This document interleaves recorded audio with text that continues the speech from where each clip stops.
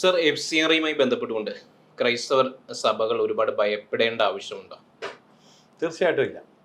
കാരണം പൂച്ചയ്ക്ക് എന്താ പൊന്നൊരുക്കുന്നിടത്ത് കാര്യം എന്ന് പറയുന്ന പോലെയാണ് ഈ ക്രൈസ്തവർക്ക് എന്താ FCRA കാര്യം എന്ന് ഞാൻ ചോദിക്കാം. നമ്മുടെ നാട്ടിലൊരു തെറ്റിദ്ധാരണയുണ്ട്. ഈ FCRA ക്രിസ്ത്യാനികളുമായി അങ്ങേയറ്റം ബന്ധപ്പെട്ടിരിക്കുന്നു. FCRA അക്കൗണ്ടുകളൊക്കെ ക്രിസ്ത്യൻ അക്കൗണ്ടുകളാണ്. കൂടുതലും FCRA ഫണ്ടിംഗ് ഒക്കെ ഉപയോഗിക്കുന്നത് ക്രിസ്ത്യാനികളാണ്.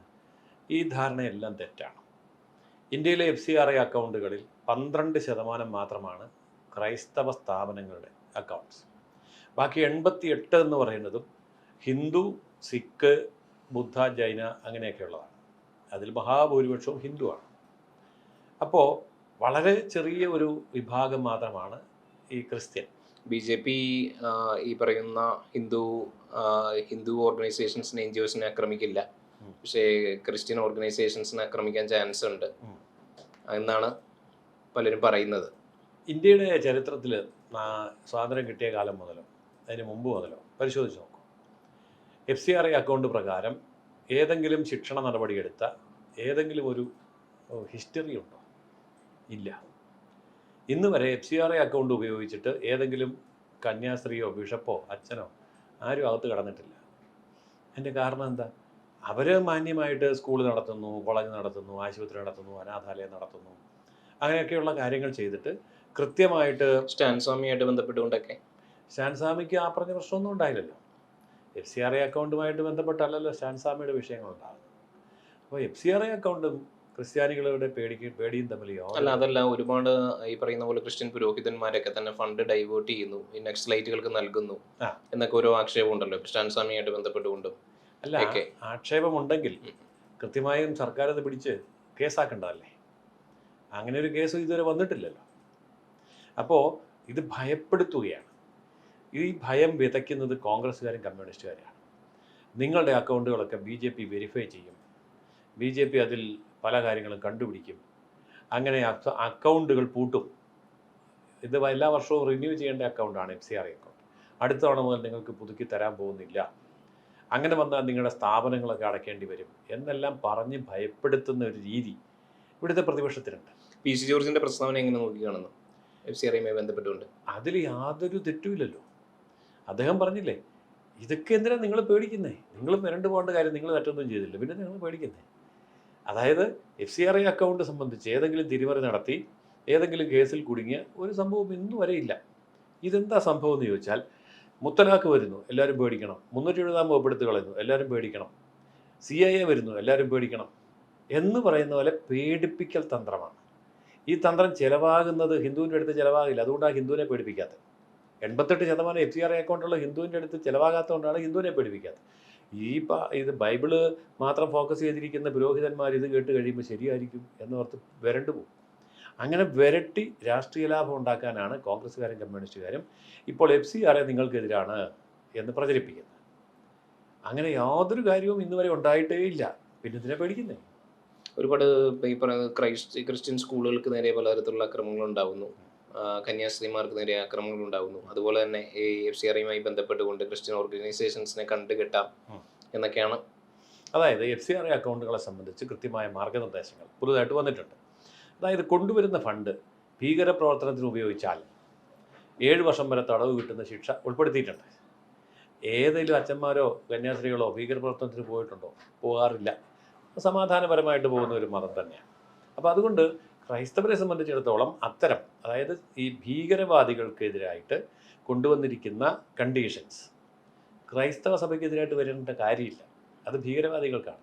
അതായത് വിദേശത്ത് നിന്ന് വീട് പണിയാനാന്ന് പറഞ്ഞ് കൊണ്ടുവരുന്ന ഫണ്ട്, വിദേശത്ത് നിന്ന് ആശുപത്രിക്ക് കൊണ്ടുവരുന്ന ഫണ്ട്, അതുകൊണ്ട് AK-47 മേടിക്കുക, റോക്കറ്റ് ലോഞ്ചർ മേടിക്കുക, ബോംബുണ്ടാക്കുക, ഇതൊക്കെ ചെയ്താൽ പിടിക്കപ്പെടും. ഇതാണ് ഈ നിയമത്തിനകത്ത് വന്നിരിക്കുന്നത്. ഈ പറയുന്ന പോലെ മതപരിവർത്തനത്തെ തടയുക എന്നൊരു ലക്ഷ്യം കൂടി ഇതിനുണ്ടോ? അതൊന്നുമില്ല. കാരണം മതപരിവർത്തനം എന്ന് പറയുന്ന കാര്യം FCRA ഫണ്ട്, FCRA സങ്കല്പം ഒക്കെ ഉണ്ടാകുന്നതിന് മുമ്പേ ഇവിടെയുണ്ട്. 1976 ഈ നിയമം തന്നെ വരുന്നത്. മാത്രമല്ല FCRA ഫണ്ട് കൊണ്ട് മതപരിവർത്തനം കാര്യമായിട്ട് നടക്കുന്നുണ്ട് എങ്കിൽ ഈ വരുന്ന ഫണ്ട് മുഴുവൻ മതപരിവർത്തനത്തിൽ ഉപയോഗിച്ചിരുന്നെങ്കിൽ ഇന്ത്യയിൽ ഒറ്റ ഹിന്ദുവും കാണുകയില്ല. അത്രയും ഫണ്ട് വരുന്നുണ്ടല്ലോ. ആ ഫണ്ട് വെച്ചിട്ട് എന്തെല്ലാം ചെയ്യാം? ആ വരുന്ന ഫണ്ടാണ് ഇവിടുത്തെ ക്രിസ്ത്യാനികളുടെ ആശുപത്രി, കോളേജ്, സ്കൂള്, അനാഥാലയങ്ങൾ, മഠങ്ങൾ, 8 കോടിയുടെയും 10 കോടിയുടെയും പള്ളികൾ, ഇതൊക്കെ FCRA ഫണ്ട് ഉണ്ടാക്കുന്നതാണ്. അല്ലാതെ അത് എടുത്തിട്ട് അവർ മതപരിവർത്തനവും മറ്റു കാര്യങ്ങളൊക്കെ ചെയ്തിരുന്നത് പണ്ടേ ഇന്ത്യ ക്രിസ്തുരാജ്യമായി പോയേനെ. അപ്പോൾ സ്വാഭാവികമായിട്ടും ഇതൊരു ഈ FCRA എന്ന് പറയുന്നത് നമ്മുടെ ഫണ്ടിനെ റെഗുലേറ്റ് ചെയ്യാനും ഭീകരപ്രവർത്തനങ്ങൾ തടയിടാനും അതോടൊപ്പം തന്നെ ക്രമക്കേടുകൾ ഇല്ലാതാക്കാനും കഴിയുമെന്ന് വിശ്വസിക്കുന്നുണ്ട് സമ്പൂർണ്ണമായിട്ട്. സുപ്രീം കോടതി അങ്ങനെ വിശ്വസിക്കുന്നുണ്ട്. സുപ്രീം കോടതി നിർദ്ദേശപ്രകാരമാണ് ഈ പുതിയ മാറ്റങ്ങൾ വരുന്നത്. അതായത് മണിപ്പൂർ കലാപം, കർഷക കലാപം, ഇത് രണ്ടും എല്ലാവരും അറിയുന്ന കാര്യമാണ്. FCRA അക്കൗണ്ടുകളിൽ പിടിമുറുക്കിയപ്പോൾ കർഷക കലാപം സ്വിച്ചിട്ട് പോലെ നിന്നു. FCRA അക്കൗണ്ടുകൾ പരിശോധിക്കുമെന്ന് പറഞ്ഞപ്പം മണിപ്പൂർ കലാപവും നിന്നു. ഇതിനൊക്കെ ഫണ്ട് വിദേശത്ത് നിന്നാണ് വരുന്നത്. തീർച്ചയായിട്ടും തെളിവ് സഹിതം 8 പേരെ അറസ്റ്റ് ചെയ്തു. അതിൽ 7 ഓസ്ട്രിയക്കാരും ഒരു അമേരിക്കൻ പൗരനും ഉൾപ്പെടുന്നു. അവരിപ്പോൾ അകത്ത് ജയിലില്ല. ഇവർക്കൊക്കെ FCRA ഫണ്ടിങ് ഉണ്ടായിരുന്നു. ഈ ഫണ്ടിങ് കൊണ്ട് ഇവർ ആയുധം വാങ്ങിച്ചു, ആയുധ പരിശീലനം കൊടുത്തു, ബർമ്മയിൽ ട്രെയിനിങ് ക്യാമ്പുകൾ നടത്തി. ഇതിൻ്റെ എല്ലാം വ്യക്തമായ തെളിവ് സഹിതം അവരെ മുഴുവൻ അറസ്റ്റ് ചെയ്ത്. ഷെയ്ഖ് ഹസീന പറയുന്നു ഈ പറയുന്ന പോലെ നോർത്ത് ഈസ്റ്റിലൊരു ക്രിസ്ത്യൻ രാജ്യം ഉണ്ടാക്കാനായിട്ടുള്ളൊരു ശ്രമം നടന്നിരുന്നു എന്ന് പറയുന്നു, വിശദീകരിക്കുന്നുണ്ടായിരുന്നു മുൻപ്. തീവ്രവാദികളെ സംബന്ധിച്ചിടത്തോളം അവർ മതത്തെ ഉപയോഗിച്ചുകൊണ്ടാണല്ലോ എല്ലാ കാര്യവും ചെയ്യുന്നത്. ഇസ്ലാമിക തീവ്രവാദം ഉപയോഗിച്ചുകൊണ്ട് ഈ രാഷ്ട്രത്തെ വെട്ടിമുറിക്കാൻ ശ്രമിക്കുന്നു. അതുപോലെ തന്നെ ഈ പറഞ്ഞ ആദിവാസി ഗോത്ര മേഖലകളിൽ അവരെ സംഘടിപ്പിച്ചുകൊണ്ട് കലാപങ്ങൾ ഉണ്ടാക്കുന്നുണ്ട്. ഇപ്പം മെയ്തി, അതുപോലെ തന്നെ കുക്കി എന്നൊക്കെ പറയല്ലോ. നമ്മുടെ കേരളത്തിൽ നിന്ന് സംസാരിക്കുമ്പോൾ നമുക്കിത് പറഞ്ഞ് മനസ്സിലാക്കാൻ പറ്റുകയില്ല. ഒറ്റ ഉദാഹരണം പറയാം. നമ്മുടെ നാടാർ എന്ന് പറയുന്ന ഒരു മതമല്ല. നാടാറിനകത്ത് ഹിന്ദു ഉണ്ട്, ക്രിസ്ത്യാനിയുണ്ട്. പക്ഷെ നാടാറിൽ 2 വിഭാഗം ഉണ്ടായിരുന്നിരിക്കട്ടെ. ഇപ്പം മെയ്തി നാടാരും കുക്കി നാടാരും ഉണ്ടെങ്കിൽ തമ്മിലടിക്കുമ്പം ഒരു വശത്തുള്ള പള്ളിയും തകർക്കും, ക്ഷേത്രവും തകർക്കും, മറുവശത്തും തകർക്കും. അപ്പോൾ അങ്ങനെ തകർക്കപ്പെടുമ്പോൾ അത് മതപരമായ കലാപമല്ല, വംശീയ കലാപമാണ്. ഈ വംശീയ കലാപങ്ങൾക്ക് മരുന്നിട്ട് കൊടുത്തിട്ട് സംഘർഷമുണ്ടാക്കി രാജ്യം വിഭജിക്കാൻ വേണ്ടി വിദേശ ശക്തികൾ ശ്രമിക്കുന്നുണ്ട്. അതിനകത്ത് ചൈനയുണ്ട്, പാകിസ്ഥാനുണ്ട്, അമേരിക്കയുണ്ട്, എല്ലാവരും ഉണ്ട്. ആ ശ്രമങ്ങളെയാണ് ഈ നിയമങ്ങൾ കൊണ്ട് ഇപ്പോൾ വരിഞ്ഞു മുറുക്കിയിരിക്കുന്നത്. അതായത് ഭീകരപ്രവർത്തനത്തിലേക്ക് ഫണ്ടിങ് പോകരുത്, അങ്ങനെ പോയാൽ പിടികൂടും എന്നാണ് വസ്തുത. അപ്പോൾ ഈ വസ്തുതയെ ഭയപ്പെടുത്താൻ വേണ്ടിയാണ് ബിഷപ്പുമാർക്കെതിരെ തിരിച്ചുവിട്ടിരിക്കുന്നത്. അപ്പോൾ സത്യത്തിൽ ഈ നിയമം ഒന്ന് വായിച്ചു നോക്കിയാൽ തീരുന്ന പ്രശ്നമേ ഉള്ളൂ. ബിഷപ്പുമാർ ഒന്നുകൊണ്ടും പേടിക്കേണ്ടതില്ല. ഒന്നുകൊണ്ട് പേടിക്കേണ്ട. അതിനകത്താകെ ഇത്രയേ ഉള്ളൂ. FCRA ഫണ്ട് എന്ന് പറയുന്നത് എല്ലാ വർഷവും റിന്യൂ ചെയ്യേണ്ട ഒരു ലൈസൻസാണ്. അപ്പോൾ എല്ലാ വർഷവും ലൈസൻസ് പുതുക്കണം. അതങ്ങനെയാണ്.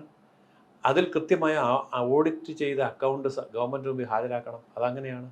അപ്പം അക്കൗണ്ട് ഓഡിറ്റ് ചെയ്ത് ഗവൺമെൻറ്റിന് സബ്മിറ്റ് ചെയ്യുകയും എല്ലാ വർഷവും എലിജിബിലിറ്റി ക്രൈറ്റീരിയ മീറ്റ് ചെയ്തുകൊണ്ട് ലൈസൻസ് പുതുക്കുകയും ചെയ്യുന്ന ഒരു സ്ഥാപനത്തിനും ഒരു പ്രശ്നമില്ല. പക്ഷേ 20,000-ഓളം FCRA അക്കൗണ്ടുകൾ അടച്ചു പൂട്ടിയിട്ടുണ്ട്. അതിൻ്റെ കാരണം എന്താണെന്ന് വെച്ചാൽ 5 വർഷമായി 6 വർഷമായി കണക്ക് കൊടുത്തിട്ടില്ല. വന്ന പൈസ എങ്ങോട്ട് തിരിച്ചു വിട്ടു എന്ന് ചോദിച്ചപ്പോൾ മറുപടി കൊടുത്തിട്ടില്ല. അവരാണ് പൂട്ടപ്പെട്ടത്. നേരെ മറിച്ച് ഇവിടെ ഇന്ന ആശുപത്രിക്ക്, ഇന്ന അനാഥാലയത്തിന്, ഇന്ന പള്ളിക്ക് എന്ന് പറഞ്ഞ് കൃത്യമായി ചിലവെഴുതി കൊടുക്കുന്ന ഒരു ക്രിസ്ത്യൻ അക്കൗണ്ടും അടച്ചു പൂട്ടിയിട്ടില്ല. അതിൻ്റെ പേരിൽ ആരും ഇന്നുവരെ പരാതിപ്പെട്ടിട്ടുമില്ല. ഇപ്പോൾ ഭയം പ്രകടിപ്പിക്കുന്ന സഭാ നേതാക്കന്മാർ പറയണം, ഞങ്ങളുടെ ഇന്ന സ്ഥാപനം പൂട്ടിയിട്ടുണ്ട്. പക്ഷെ പറയുന്നില്ലല്ലോ, കാരണം അങ്ങനെ ഒരു സംഭവമില്ല.